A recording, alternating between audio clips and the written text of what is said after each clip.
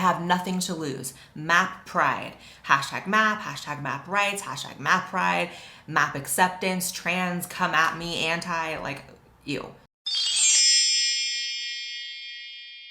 Hey guys, welcome back to my channel. I really hate to start a video this way, but before we jump into today's video, there's something very important and very disturbing that I have to let you guys be aware of. A lot of you may remember Eden the doll, who appeared on my YouTube channel multiple times and vice versa. We've done many collabs and we had a friendship here in LA that lasted a few years, so I'm sure she's a familiar face to my audience. A few nights ago, her, along with a trans woman named Jasleen and a trans woman named Jocelyn, were all brutally beaten, robbed, dehumanized, one of them knocked unconscious, and humiliated on Hollywood Boulevard, about 100 feet from my house. I think you got the money. Whoa!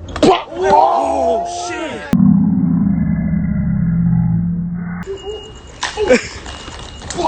Oh! No. David.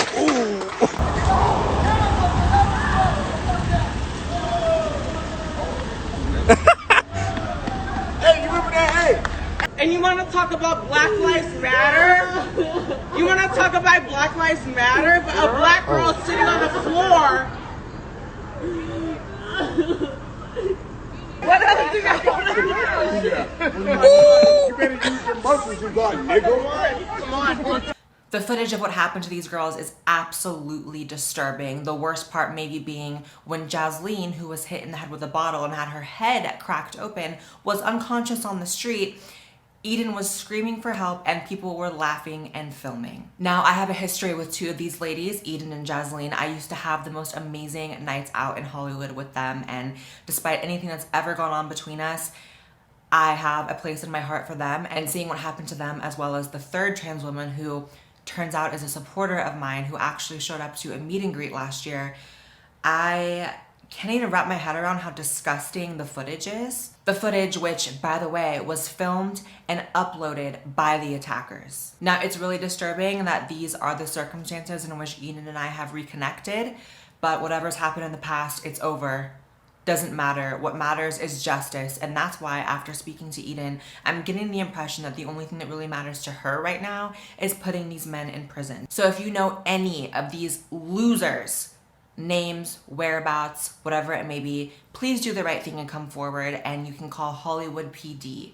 The extent of their injuries, I'm not quite sure of. All I know is that Jasleen did have her head cracked open. That's the girl that was unconscious on the street. And what's amazing is that the attackers had the nerve to say Black Lives Matter as they beat a black trans woman into the street unconscious. For all they knew, she was dead. She didn't look alive to me. And you know, no one deserves what happened to them. That's the first thing, right? But I can also speak from a personal level that knowing these ladies, that whatever has gone on, they're good people and they did not deserve this. And as for Jocelyn, the third girl who was assaulted, you guys know that when it comes to my supporters and the family that we've built together on this platform, she is one of them. And when you mess with one of us, you definitely mess with all of us. You guys already know what time it is. We're coming for them. We're coming for the men who did this to them. So again, please hit Hollywood PD up if you know any of these people's whereabouts. There's a few names that I think the girls do know, but I think some we don't know. Please help these three get justice. Okay, I'm gonna try to get into the topic of today's video, which is unfortunately not much lighter than what we just talked about, maps. So maps are defined as minor attracted people. We've talked about this in a video before if you don't know. It's basically the politically correct way of saying pedophile. The map community is one that people are becoming more aware of, but unfortunately, more people are also becoming more accepting of, which is very disturbing. And the reason I think I can safely say people are becoming more accepting is because there's clearly an environment being created right now where several of these maps feel comfortable enough to post their faces, which is something that, as someone who's witnessed this community grow over the past few years of documenting it on my channel, that has not been a thing. These people typically do not show their faces. So I think there's something to be said about the fact that they feel comfortable enough to do so. And we're gonna go over some of these people right now. Ryugu Rina says, it. I have nothing to lose. Map pride. Hashtag map rights, hashtag map pride, map acceptance, trans, come at me, anti, like, ew. And then right there is the face. So while we're identifying faces, if you see this face in your neighborhood, do something about it. Now, the reason I'm specifically talking about these maps that are willing to show their faces is because usually, from what I've shown in the past, these minor attracted people hide behind anime profile pictures on Twitter, which is, by the way, pretty much the breeding ground for this type of thing. Although there is one on Instagram. I've used her face in the thumbnail before. There's a map trans woman named Mish. Before she deleted, she would post things like, "I'm proud of my attractions." Another particularly disturbing one in which someone said to her, "As someone who was born female and was preyed on by maps, you scare me." And this trans map woman, ew, I can't, said, "My age of attraction is 2 to 12. So if you're older than that, you shouldn't fear anything, to be honest." And I really want to hone in on the fact that she knows she is to be feared. These people who say that they're not monsters, that they are, you know, just people with an attraction they can't control, they know that they are monsters. They may not say it, but it slips out sometimes. The mask slips off. Using the word fear. So what does this mean? Basically that people under the age of 12 should fear you? Like, I can't. Now, this community online of literal pedos is so robust and has so many people involved that there are certain, like, maps that are like the pillars of the community, the heroes of the community, one of which is named Todd Nickerson, who he's seen as a hero of the movement. He does videos about how pedophilia is a sexual orientation and how it can't be changed, how he's not a monster. There have been actual mainstream media outlets that have done reports on him that have actually been in his favor, like Salon running a thing about how he's not a monster, how these people just have attractions they can't control. And let me tell you something, two things can be true at once. These people probably can't control their attractions. Obviously, it's a mental illness, but it's probably true they can't control it. But that doesn't justify it. That doesn't make room for society accepting them in the same way they've accepted